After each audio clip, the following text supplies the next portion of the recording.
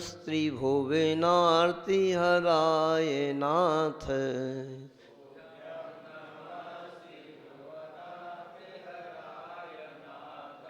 तोभ्यं नमः क्षितितनामनभूषणाय।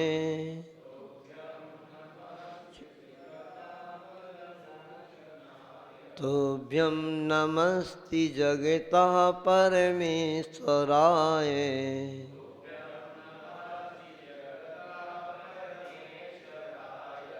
तोभ्यं नमस्ति जगतः परमेश्वराय।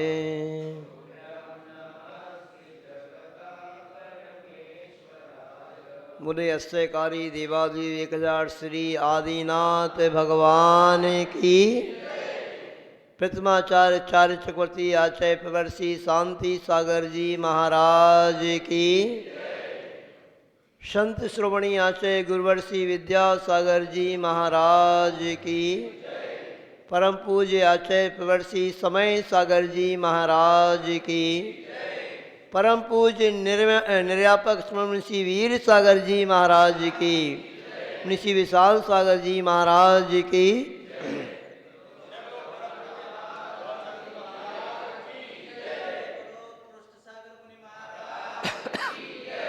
देखो सब वहीं के वहीं बैठते जा रहे हैं, थोड़ा इधर को खिसका हो ना आप लोग, तो जो बाद में आएंगे वहाँ बैठते जाएंगे। उधर वाले उठ करके इधर आ जाओ, इधर इधर है, इधर है, इधर अपने बहुत स्थान है, वहाँ के लोग उठ के इधर आ जाओ, सामने आ जाओ, यहाँ पे इधर आ जाइए और आ जाइए, आ जाइए और उठ जाओ ना वहाँ से, और डरो नहीं, इधर तो आ जाओ उठ के।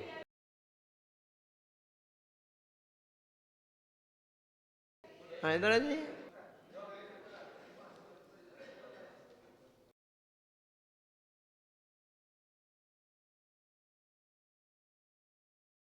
हाँ यहाँ पे आराम से बैठ जाओ। यहाँ पे जो हमारे हाथ पे बैठेगा ना वो और फायदे में रहेगा।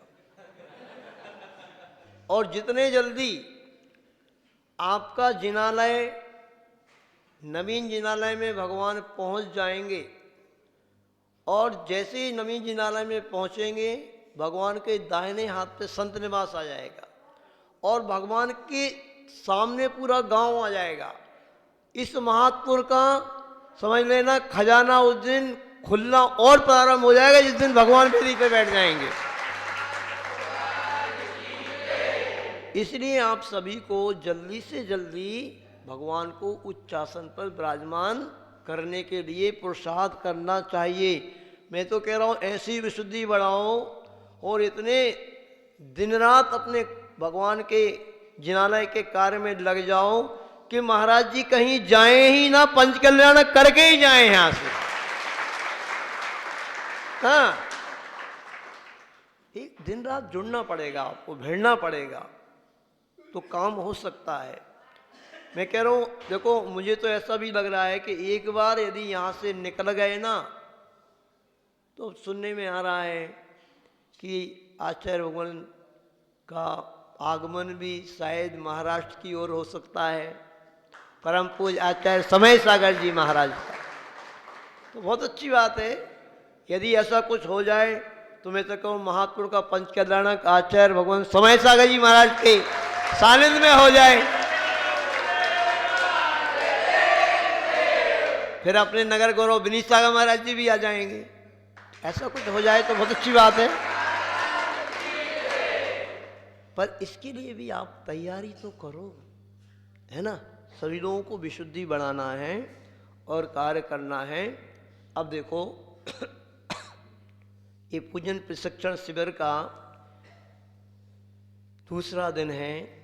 कल अपन ने एक श्लोक पढ़ा था और उस श्लोक का भाव यही है कि जो तीर्थंकर भगवान होते हैं उनके चरणों में बड़े बड़े सौधर्म इंद्र, कुबेर इंद्र इत्यादि महान इंद्र भगवान का अभिषेक करने के लिए आते हैं।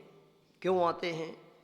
तो उसमें ये दिया है अभिषेक पाठ में, क्यों आते हैं? क्योंकि इसमें जो दिया ना श्लोक,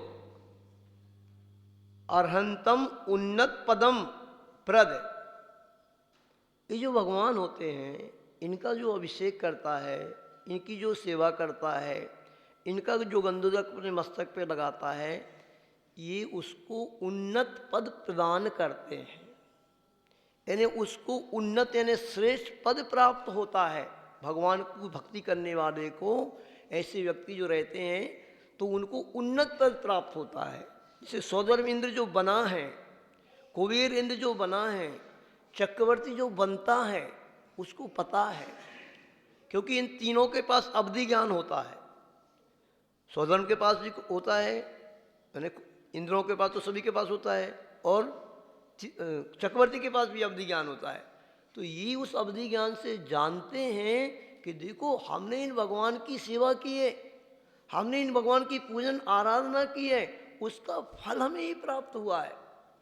वो तो थोड़ा सा फल हमें प्राप्त होने में कमी रह गई, क्योंकि सौधर्मिंद जो होता है ना, जिसको बनना है वो भी समझ लेना अच्छे से, आगामी पंच कल्याणक में कोई महान तपस्वी मुनिराज बनते हैं सौधर्मिंद्र, थोड़ी सी जिनकी ध्यान में कमी रह गई कि वो केवल ज्ञान प्राप्त नहीं कर पाए, तो फिर उनको ऐसे महान पद प्राप्त हुआ है कि अब बस वो सौधर्मिंद इस धरती पे आएगा वहाँ की आयु पूर्ण करके, और बस मुनि महाराज बन करके केवल ज्ञान प्राप्त करके मोक्ष चला जाएगा। एक भवावतारी होता है सौधर्मिंद्र, ऐसे कुबेर इंद्र भी एक भवावतारी होता है। तो ये महान इंद्र होते हैं। तो ये समझते हैं कि इस भगवान की भक्ति का ही फल ही हमें प्राप्त हुआ है। ऐसा नहीं कि सौधर्मिंद्र कोई मूर्ख है, उसको कोई ज्ञान नहीं है। इतना वैभव होता है सौधर्मिंद्र के पास, कल्पना तो करो आप, आपके पास अपने पास तो कुछ भी नहीं है। सौधर्मिंद्र जो होता है असंख्यात देवी देवताओं का हेड होता है। सारे 16 स्वर्ग के देवी देवता भगवान का पंचकल्याणक मनाने के लिए सौधर्म के सानिध्य में आते हैं, जबकि सौधर्म से ऊंचे ऊंचे स्वर्ग के देवी देवता हैं वो, किंतु आज्ञा किसकी चलती है? सौधर्म की ही चलती है। उसका इतना वैभव होता है, कहते हैं सौधर्म इंद्र के मुकुट में जो मणि लगी होती है ना, सारी 3 लोक की संपदा एक तरफ रख दो और सौधर्म की मणि की कीमत एक तरफ है। 40,000 देवियां होती हैं, किसकी? सौधर्म इंद्र की। और एक एक देवी 16-16 हजार रूप बना सकती है सौधर्म को खुश करने के लिए। कभी कोई रूप बनाएगी, कभी कोई रूप बनाएगी। आपकी देवियों को तो बदलना पड़ेंगे बस हर प्रोग्राम के लिए। मनुष्य तो बदलेगा जब उसका रूप बदलेगा। देखो पार्टी वगैरह जब होती तो यहाँ भी बदलते हैं, पर उधर नहीं, उधर तो चुटकी बजाते ही उनके पास ऐसी रिद्धि होती है कि तरह तरह के वो रूप देवियाँ बदल लेती हैं। और सची इंद्राणी 40 नील सची इंद्राणी हो जाती हैं, जितनी सौधर्म की आयु होती उसमें, क्योंकि इंद्राणी की उम्र कितनी रहती? मात्र 55 पल्ल की, 55 पल्ल होती है सची इंद्राणी की उम्र। और है नहीं, 40 नील हो जाएंगी पूरे 2 सागर के काल में, क्योंकि सागर बहुत बड़ा होता है और पल्ल बहुत छोटा होता है। तो इंद्राणी की उम्र कम ही होती है। जो परंपरा वहीं से चल रही है, हमें लग रहा है। यहाँ पर भी पत्नी की उम्र कम होती है ना, पति की थोड़ा ज़्यादा होती है ना। तो ये वो स्वर्गों से परंपरा चल रही है, हमें लग रहा है कि यहाँ पर भी 1-2 साल पत्नी की उम्र कम होती है, पति की ज़्यादा होती है ना। इसमें हमारे उत्कृष्ट माँ जी का सोच अलग है, जो चिंतन अलग करते हैं। ऐसा क्यों होता है कि पति की उम्र ज़्यादा होती है और पत्नी की कम होती है? तो कहते हैं कि अगर पति की उम्र ज़्यादा हो, पत्नी की ज़्यादा हो और पति की कम हो, तो फिर क्या होगा? हैं? फिर पत्नी की सेवा कौन करेगा भाई? ऐसा कोई उनका अलग चिंतन वो हमें आ नहीं रहा है। वो अलग देते हैं कुछ चिंतन, मतलब इसमें कुछ कारण है, पर वहाँ का तो कारण है वो उन्हीं से पूछेंगे, बताएंगे महाराज जी बताओ कुछ क्या चिंतन करते हो। तो कहने का तात्पर्य है कि इतना वैभव होता है उस सौधर्म इंद्र का। आप सोचो विचार करो, 40 नील शशि इंद्राणी हो जाती हैं 2 सागर के काल में। हर 55 पल के बाद दूसरी शशि इंद्राणी आती है। वो जो 40,000 होती हैं, ये तो तरह तरह के रूप बदल करके और तरह तरह से मनोरंजन और सब यशोगान सौधर्म का करती ही हैं। ऐसे देवों का अद्भुत वैभव होता है। जब वो सौधर्म इंद्र भगवान का अभिषेक करने के लिए आता है ना, ऐरावत हाथी पर बैठ के आता है। किस पे आता है? ऐरावत हाथी। कितना बड़ा होता है वो? 1 लाख योजन का। 1 लाख योजन का ऐरावत हाथी होता है। कहते उसके 32 सूंड होती हैं और उनमें 32 दांत होते हैं। एक एक दांत पर एक एक तालाब बना होता है। तालाब में मतलब सरोवर है पूरा और उसके ऊपर कमल है। कमल के ऊपर एक एक मतलब उस कमल पे 32 देवियां नाच रही हैं। ऐसा वैभव के साथ आता है भगवान का अभिषेक करने के लिए। क्यों आता है? बड़े बड़े थाल भर करके दिव्य दिव्य जल चंदन अक्षर पुष्प नैवेद्य दीप धूप फल अर्घ अष्टक लेकर के देवो पुनीत क्यों आता है? आप लोग कौन कौन आए? सब खाली आ गए यहाँ पे कि कुछ लेकर के आए? कौन कौन खाली आया है? अच्छा, ईमानदारी से खाली कौन आया? अष्टक लेके आए कि खाली आए? अरे आप सबके खेतों में तो नारियल लगे हुए हैं, जिनके में लगे हैं वो तो श्रेष्ठ फल ला ही सकते हैं। चावल लेके नहीं आओ उतने से। यदि अपने घर में नारियल है तो सीधा नारियल लेके आओ। ऐसे ऐसे लोग हुए हैं, उनने गजमोती का नियम ले लिया, हम गजमोती चढ़ा करके भगवान का दर्शन करेंगे। अपने घर की सबसे प्रिय वस्तु जो होती है, बहुमूल्य वस्तु होती है, वो इन 3 लोकनाथ के चरणों में समर्पित करना चाहिए। तो उसका फल अद्भुत प्राप्त होता है। कभी इन 3 लोकनाथ के चरणों में आप जो समर्पित करोगे, कल का दिन याद रखना। कल रविवार का दिन था, 11 तारीख थी, रवि पुष्य योग था और परम पूज्य वीर सागर जी महाराज के सानिध्य में यहाँ जिन लोगों ने शांति धारा की, जिन लोगों ने मूर्ति की घोषणा की, जिन लोगों ने झारी की घोषणा की, जिन लोगों ने पांडुसभा के लिए घोषणा की, जिन लोगों ने मुकुट के लिए घोषणा की, जो भी घोषणाएं की हैं, चरण का स्थापित करने का सौभाग्य प्राप्त किया है, निमित्त हैं ये सब। जो आपने अपने मोह को छोड़ा है, जैसे महाराज जी ने कहा ना, तुम 1 साल तक देख लो, सब लोग अपना अपना 10% का पार्टनर भगवान को बना करके देख लो। 1 साल के बाद यदि आपको कुछ घाटा हो जाए ना, तो हम लोग के पास आ जाना, आपका घाटा की पूर्ति हम लोग करवा देंगे। और अगर फायदा हो जाए तो 10% से आगे बढ़ जाना। और कभी घाटा हो ही नहीं सकता। ये आचार्य गुरु विद्यासागर जी महाराज को हमने तो बचपन से देखा है, क्योंकि हमारा जन्म 72 का है और आचार्य ने दीक्षा कब ली? 68 में। तो जब आचार्य ने दीक्षा ली उस समय तो हमारा जन्म नहीं हुआ, किंतु उसके बाद हमारा जन्म हुआ। तो बचपन से जैसे थोड़ी सी 6-7 वर्ष के हुए, आचार्य विद्यासागर जी, ऐसा नाम तो उनका बहुत, उस समय तपस्या तो बहुत तेज थी, तो सुनते थे। तो ऐसा आकर्षण उनका था और उन्होंने जो दान की प्रक्रिया से लोगों को जोड़ा, और आज वो लोग कहाँ जमीन पे थे, वो आसमान में घूम रहे हैं। ऐसे सब भंडारा भर गए। हमने अपने नगर में जिन सेठ को देखा कि जो उनके दादाजी घोड़े पे बंजी करने जाते थे, घोड़े पे सामान लाद के बंजी करने जाते थे, वो सेठ ने जब वहाँ पे पंचकल्याणक हुआ, हाँ नहीं, पहले वहाँ पे एक चातुर्मास हुआ था बेगमगंज में,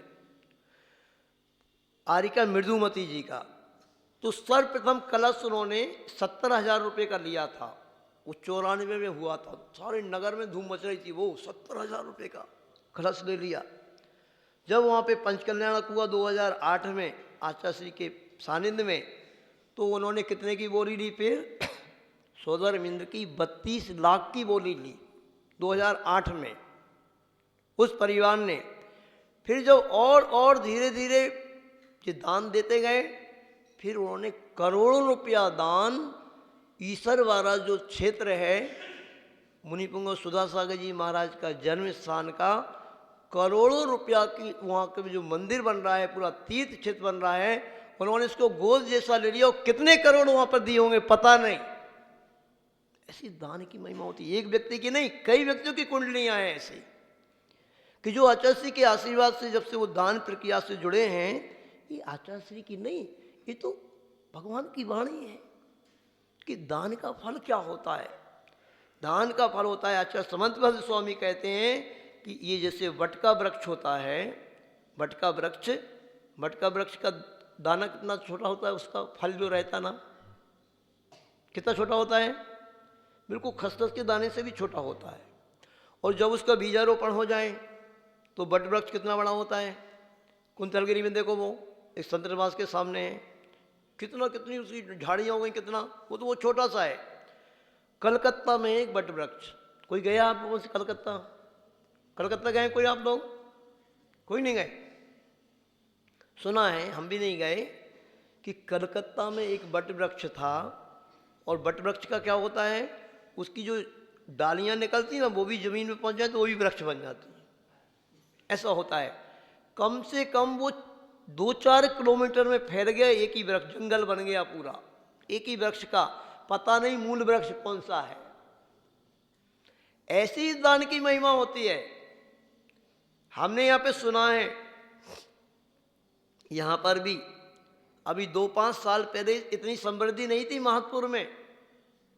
जब से आप लोगों ने नए नवीन मंदिर को बनाने की प्रक्रिया प्रारंभ की है, और आप तो ये बताओ, जब से जो हम लोग यहाँ पर आए थे, सही बताना, जो आपको भगवान को चतुर्मुखी बना करके यहाँ पर भेज कर बना करके आपको प्रेरणा दी थी, जब से किसी महतपुर का नुकसान तो नहीं हुआ? फायदे में हो कि नुकसान में हो सकता है ये दोष नहीं होता तो हो सकता बाढ़ यहाँ भी बड़ा रूप ले लेती। इतने संयोजना उसी समय आपकी बन गई, वहाँ पर इतना एक सीआर उसी समय आचार्य के दीक्षा दिवस में आ गया था, और इतना निछावर राशि नहीं आती तो इतनी स्पीड से मंदिर बन सकता क्या? ये रहता है, इसका प्रभाव पड़ता है सब इन दोषों का। और हम आपको गारंटी दे रहे हैं, जिस दिन मंदिर जी में भगवान विराजमान हो जाएंगे वहाँ पर नए नवीन मंदिर में, जैसे चमत्कार कुंडलपुर में घटित हो रहे हैं ऐसे महतपुर में घटित होंगे, क्योंकि मंदिर का, मूर्ति का, इस सब का प्रभाव पड़ता है गांव पे, नगर पे, गांव की जनता पर। ऐसा होता है। आगामी समय में मुझे ऐसे लगता है ऐसा चमत्कार होगा, आपका पुनः यहाँ का गांव का सरपंच जैनी आदमी बनेगा यहाँ पे फिर से। और सब तरफ जब जैनी होता है ना तो वो अपने हिसाब से प्रभाव ना करता है, उसके अंदर लोभ लालच ज़्यादा नहीं रहता है। जैसे वो हम जिनके बारे में बता रहे हैं ना, बेगमगंज का, हम जिस नगर से हैं, वहाँ के सरपंच जैनी बने। वहाँ के जो सेठ थे वही जो पीएस परिवार के, उन्होंने ऐसे काम कर दिए, वो करना चाहिए। जैनी व्यक्ति बनता है ना तो उसको करना भी चाहिए, अपने नगर को तो शहर पर और आसपास जो भी पंचायत में आते हैं सबका विकास करना चाहिए। उन्होंने नगर पालिका भवन बना दिया, बस स्टैंड बना दिया। 60-70 साल में जो काम नहीं हुआ था, क्योंकि बड़े सेठ थे, वो बड़े सेठ थे, कोई कमी तो थी नहीं, तो अपनी जो सैलरी मिलती थी वो भी किसी गरीब को दे देते थे, वो कुछ नहीं अपने पास रखते थे। ऐसा चंगन कर दिया, बस स्टैंड बन गया, नगर पालिका भवन बन गया, गली गली में रोड बन गया, फिर दोबारा से आ गए वो। तो जो करता है तो उसके लिए फलता है, सब होता है। तो ऐसी इस दान की महिमा होती है। आप सभी लोग इस दान की महिमा को समझेंगे कि इतने बड़े बड़े सौंदर्यविंद इत्यादि भगवान के चरणों में चक्रवर्ती जैसे महापुरुष क्यों आते हैं? क्योंकि इससे ही उनको सब कुछ मिलता है, और अभी मिला है वो इसी से मिला है। मैं तो ये कह रहा हूँ, आपको गारंटी दे रहा हूँ, हम जो आज इस मुनि पद पे विराजमान हैं, हमने इस मुनि अवस्था को धारण किया है, तो सिर्फ कारण है इसमें एक ही कारण है, हमने बचपन से इतने जो बच्चे बैठे ना, बस माँ का नियम था, जैसे मनोवती का नियम था ना, ऐसे हमारी मतलब गृहस्थवस्था की माँ का नियम था कि हम भगवान का अभिषेक नहीं देखेंगे तो भोजन करेंगे नहीं। तो छोटे से बच्चे, बेटा धोती लपेट ले और भगवान की धारा दिखा दे, क्योंकि इन पुरुष वर्ग का तो कोई भरोसा नहीं, ये कब आएंगे भगवान का अभिषेक करने। यहाँ तो बहुत बड़ी समाज है और ज़्यादा समाज नहीं थी, तो बस 7-8 वर्ष की उम्र से ही जो भगवान का अभिषेक प्रारंभ किया, फिर थोड़े से बड़े हो गए तो पूजन प्रारंभ की, और वो संस्कार ऐसा डाला, दुनिया में कहीं भी गए, कोई काम से गए, व्यापार से गए, कहीं भी गए, जिस नगर में जाते थे वहाँ पे जाकर के भगवान का अभिषेक करते थे, वो पूजन करते थे। मैं तो कह रहा हूँ उस पूजन का ही और अभिषेक का फल है जो आज यहाँ मुनि बन करके बैठे, नहीं तो न जाने कहाँ घूम रहे होते, हम भटक रहे होते कहीं पर भी संसार में कंकड़ पत्थर की भांति। ऐसे अद्भुत महिमा होता है इस अभिषेक का, पूजन का। ऐसा सुंदर जिनालय मिला है, देखो अभी कितना, और ऐसे बढ़िया सजवा दिया है, अब समोषण बन गया। किसने सजवा दिया? मगन सागर जी महाराज ने। पहले नहीं था ना ऐसे। अब देखो कितना अच्छा लग रहा है। आपको बोल के गए थे कि ऐसा वृक्ष बनाना वहाँ पे, पर आप लोग पहले नहीं बना पाए। तो ऐसे जितने भी उन्नत पद का यहाँ पे मतलब यही है, अर्हंतम उन्नत पदम प्रद, राजा, अधिराजा, महाराजा, अर्धमंडलेश्वर, मंडलेश्वर, महामंडलेश्वर, अर्धचक्री, चक्री, तीर्थंकर तक का पद प्राप्त भगवान का भक्त प्राप्त कर लेता है परंपरा से। ऐसी इसकी महिमा है। तो जैसे अभी आ रहे हो हम लोग की प्रेरणा से, ऐसे हमेशा आया करो। और भगवान का अब तो आप सबके पास आपका और बढ़िया बढ़िया सब हो जाएगा, तो अच्छा बढ़िया पांडु शिला पे भगवान को विराजमान करो, बढ़िया चांदी के मुकुट लगाओ और बढ़िया स्वर्ण कलश से भगवान का अभिषेक करो। स्वधर्म स्वर्ण कलश से करता है क्या? कितना बड़ा होता है। और पहले पढ़ते थे कुछ जमाने में, बस योजन चौड़ाई, आरती गाते थे, चहु योजन चौड़ाई माने, बस योजन गहराई माने, एक योजन मुख के कलश डरे, जिन माथा नहीं जरा डिगे शिशु माथा। ऐसे बड़े बड़े योजनों बड़े कलश से भगवान का अभिषेक होता है, वो भी स्वर्ण का। आप क्या सोने के कलश हैं? नहीं है, बस वही बाकी है। अब चांदी का तो हो गया, अब सोने का बाकी है। आ जाएगा, वो भी आ जाएगा, चिंता नहीं करना। क्योंकि ये परम पूज्य वीर सागर जी और विशाल सागर जी महाराज का संग जो है ना हमारा, ये हम लोग सोने चांदी वाले महाराज कहलाते हैं। कौन से महाराज? जहाँ जिस नगर में जाते हैं वहाँ सोना सोना और चांदी चांदी हो जाता है। पिछले साल सांगली में थे ना, पूछो वहाँ का रिकॉर्ड पूछ लेना, सांगली वाले कल आए थे ना, कैसा वहाँ पे खजाना वहाँ का भर गया था। ऐसा यहाँ का भी कल तो टेलर था, अभी पिक्चर अभी बाकी है। बोले परम पूज्य वीर सागर जी महाराज की। देखिए सर्वप्रथम आप भगवान का अभिषेक 4 लोग करेंगे, ठीक है। इसके बाद 2 झाड़ियाँ तो अपने पास हैं, तो 2 लोग शांति धारा कर सकते हैं, ठीक है। अब शांति धारा का सौभाग्य जिसको भी प्राप्त करना हो तो उसका तो निछावर राशि से अपन कुछ ना ऐसे पात्र चयन, या तो कोई वस्तु मंदिर के लिए आप दान में दीजिए, या फिर आप जो भी एक निछावर राशि आप करके करना, ठीक है। तो शांति धारा का अवसर कौन प्राप्त करेंगे आज? क्योंकि महाराज जी ने कल आपको पार्टनर तो बना ही दिया है। पंकज जी नहीं थे कल, इनको पता नहीं है, और भी नए लोग आए हैं। कल महाराज जी ने प्रेरणा दी है कि आप अपनी आय का 10% कुछ ना कुछ परसेंट भगवान को पार्टनर बनाइए। कम से कम यहाँ पे 50-60 लोगों ने 10% पार्टनर भगवान को बनाने का संकल्प कर लिया है। जो नए लोग आए हैं वो भी अपना मन बना लेना, तो फिर कुछ दिक्कत ही नहीं है। जब आप पार्टनर बन गए तो 10% आपको भगवान को उसका अपनी आय का देना ही है, तो टेंशन ही नहीं कुछ भी। फिर तो 10% भगवान का ही बनता है वो तो। ऐसा श्वेतांबर समाज करती है। और गांव गांव में भी 2-2, 5-5, 10-10 करोड़ के पत्थर के मंदिर बनवा रहे हैं वो गांव में, पीवर पत्थर के, नक्काशी वाले, मार्बल के। क्योंकि वो हर व्यक्ति 10% देता ही देता है। वो आनंद जी कल्याण जी ट्रस्ट उनका जो पीढ़ी है ना, वहाँ पे पहुँचता है और वहाँ से हर गांव में आ जाता है। तो कोई टेंशन नहीं रहे, इतना आपको देना ही है। जिस व्यक्ति को सौभाग्य प्राप्त करना हो आज, तो मेरा तो मन है, किसी का मन हो, जब कपलापुरी जैसे नगर में जो गंधोदक की जो रखी ना तपेली, एक आपके यहाँ बाल्टी है तो बाल्टी भी दे सकते हो। पूना में एक बाल्टी यही आई थी गंधोदक की, जिसमें गंधोदक आएगा, भगवान का इतना श्रेष्ठ महान गंधोदक, वो चांदी के पात्र में ही आएगा। तो जिसको भी सौभाग्य प्राप्त करना हो तो आज आप कर सकते हैं, शांति धारा में ये सौभाग्य प्राप्त कर सकते हैं। गंधोदक जो आएगा वो चांदी के पात्र में आएगा, स्टील में, लोहा नहीं। लोहा पूरा समाप्त करना है मंदिर से। जब आपने मंदिर में लोहा नहीं लगाया, अब थोड़ा सा वो लग गया है, कोई बात नहीं, बाकी तो पत्थर का ही है, नहीं तो पूरा पहले आ गए होते हम लोग तो ये लोहा भी नहीं लगने देते, पूरा ही पत्थर का मंदिर बनता आपका।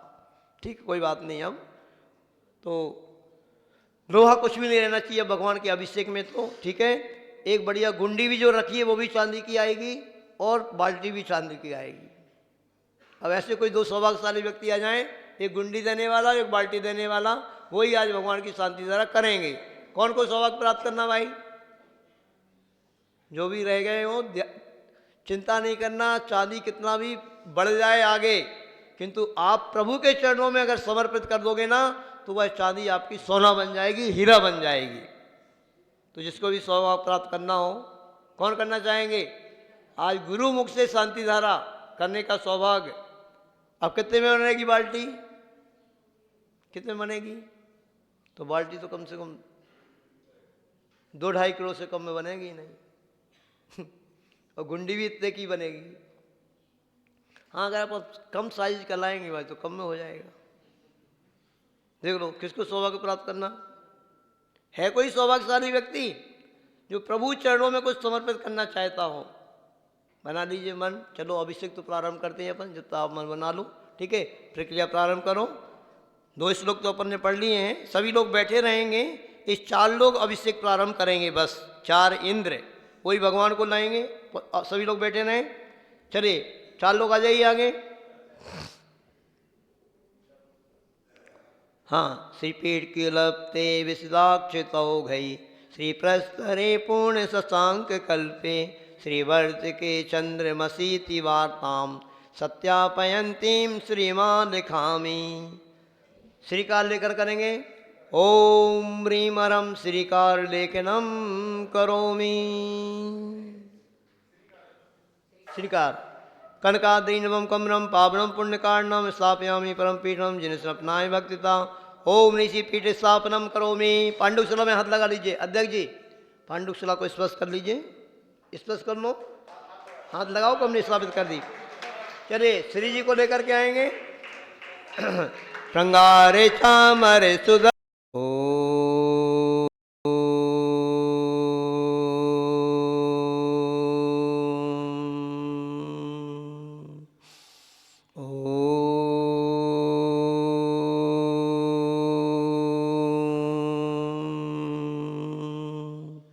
ओम ह्रीं श्रीं क्लीं ऐं अरहं बम मम हम सम तम पम बम बम मम मम हम सम सम तम तम पम पम झम झम झीं झीं छीं छीं द्राम द्राम दीं दीं द्रावय द्रावय। नमो रहते भगवते श्रीमते। ओम ह्रीं क्रों श्रावक श्रेष्ठी श्रीमान। हाँ, श्री गणेश जी लिमराज मुरमुडे, अहमदाबाद निवासी, यानी महतपुर निवासी, अहमदाबाद में रह रहे हैं।